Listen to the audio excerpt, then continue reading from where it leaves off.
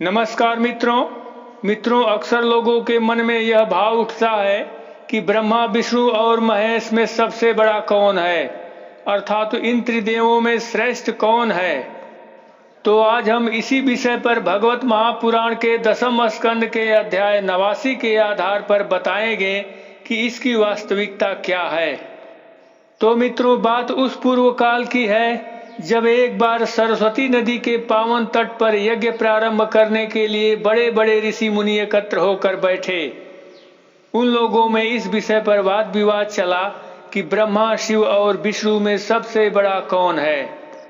इस बात को जानने के लिए मुनियों ने ब्रह्मा जी के पुत्र भृगु जी को लगाए।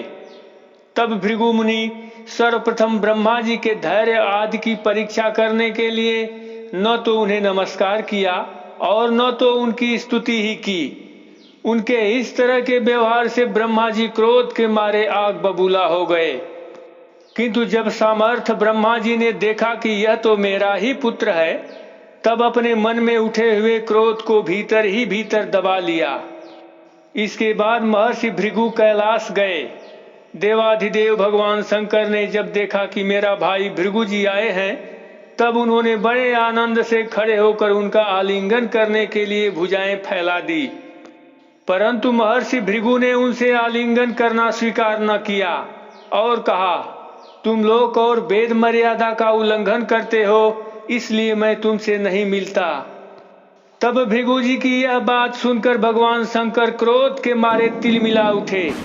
उनकी आंखें चढ़ गई और उन्होंने त्रिशूल उठाकर महर्षि भृगु को मारना चाहा, परंतु उसी समय भगवती सती ने उन्हें ऐसा करने से रोक लिया।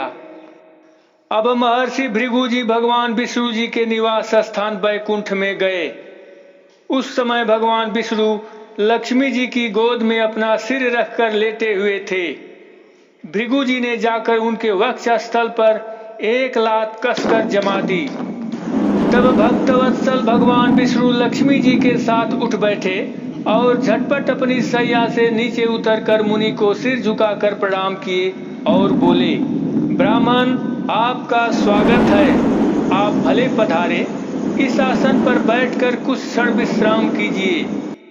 मुझे आपके शुभ आगमन का पता न था, इसी से मैं आपकी अगवानी न कर सका।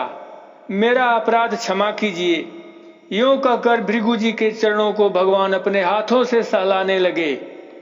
तब भृगु जी परम सुखी और तृप्त हो गए। भक्ति के उद्योग से उनका गला भर आया, आंखों में आंसू छलक आए और वे चुप हो गए। इसके बाद भृगु जी वहां से लौटकर ब्रह्मवादी मुनियों के सत्संग में आए और उन्हें ब्रह्मा, शिव और विष्णु भगवान के यहाँ जो कुछ अनुभव हुआ था वह सब कह सुनाया। तब भृगु जी का अनुभव सुनकर सभी ऋषि मुनियों को बड़ा विस्मय हुआ और उनका संदेह दूर हो गया। तब से वे भगवान विष्णु को ही सर्वश्रेष्ठ मानने लगे। तो मित्रों, इस प्रसंग से हमें यह शिक्षा मिलती है कि जो बल, बुद्धि, ज्ञान आदि में जितना ही श्रेष्ठ होता है, उतना ही उसके अंदर दया और क्षमा का भाव होता है। यही कारण है कि भगवान विष्णु को सबसे श्रेष्ठ माना जाता है। तो मित्रों, यह प्रसंग कैसा लगा अवश्य बताइएगा। फिर मिलेंगे दूसरे वीडियो के साथ। तब तक के लिए नमस्कार।